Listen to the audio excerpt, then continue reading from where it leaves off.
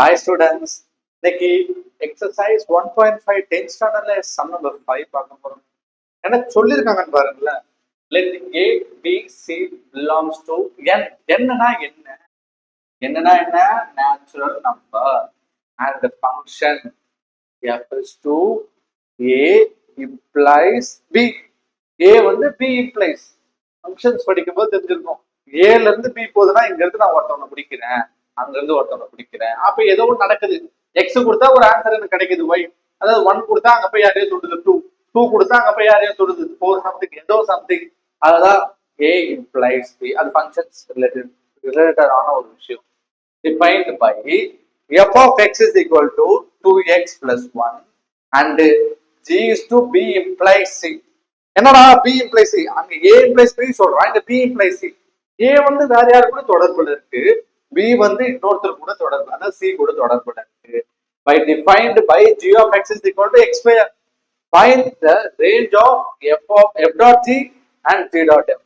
Some பார்க்கலாமா? Sum போடுவோமா? Solution first என்ன கண்டுபிடிச்சிருக்கானுங்க? f dot d. ஃபர்ஸ்ட் அதை கண்டுபிடிக்க போயிடலாம். f dot g. f dot g என்ன பண்ண போறோம்? ஃபர்ஸ்ட் வேரியபிள் கொடுக்குறோம். வேரியபிள் தெரியுதா? x இருக்காங்க, x கொடுத்து ஆரம்பிக்கிறோம். நெக்ஸ்ட் அந்த டாட்டை தூக்கணும்னா பிராக்கெட்டை கொண்டு வரும். f of g of x, f of g x கொண்டு வந்தாச்சா? f of g of x என்ன பண்ணணும்? f of x கான்செப்ட்ல இருக்கு. அப்ப f of x னா என்ன? 2 into x plus 1. இங்க நமக்கு x யாரு? g of x தானே நமக்கு இங்க x. Okay, condition right. அதுக்கு அடுத்த மெத்தட் பாருங்க. 2 into g of x என்ன? g of x ஓட வேல்யூ x square plus 1. முடிஞ்சு போச்சா? First one f dot g கண்டுபிடிச்சிட்டோம். கண்டுபிடிச்சிருக்கோம். f dot g of x வந்து கண்டுபிடிச்சிட்டோம். அடுத்து என்ன கண்டுபிடிச்சு சொல்லிருக்காங்க? g dot f. அதுக்கு நம்ம வேரியபிள் கொடுக்குறோம். வேரியபிள் கொடுத்ததுக்கு அப்புறம் இந்த டாட்டை தூக்கணும். என்ன பண்ண போகுது? பிராக்கெட்டை கொண்டு வர்றோம். பிராக்கெட்டை கொண்டு வந்ததுக்கு அப்புறம் இது என்ன கான்செப்ட்ல இருக்கு? g of x. g of x ஓட கான்செப்ட் என்ன? யாரை கொடுத்தாலும் அவங்க கூட பவர்ல 2 போட்டுருவாங்க.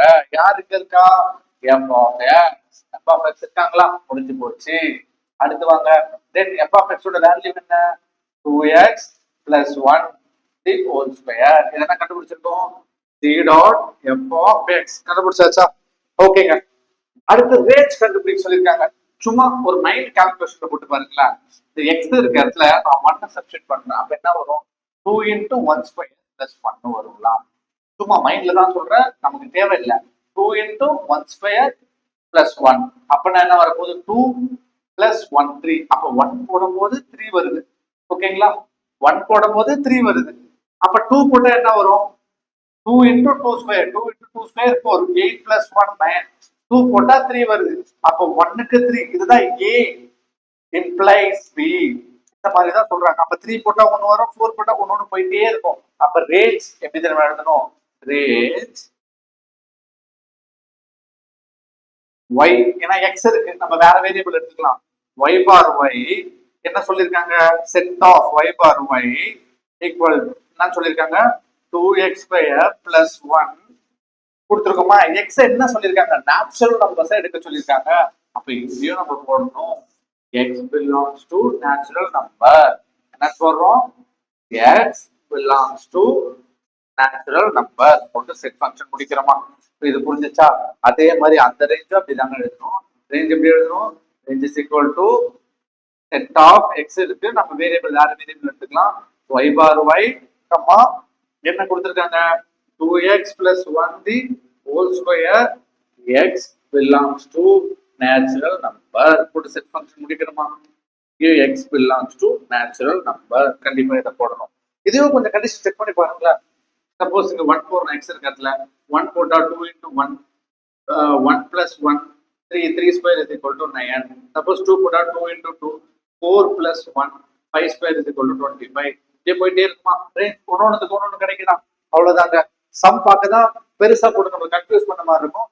மேக்ஸிமம் கம்பல்சரி கொஸ்டின்ஸ்ல நிறைய கேட்கக்கூடிய வாய்ப்புகள் அதிகமா இருக்கு. ஒன்ஸ் ரீகால் பண்ணி பார்க்குறேன் வாங்க.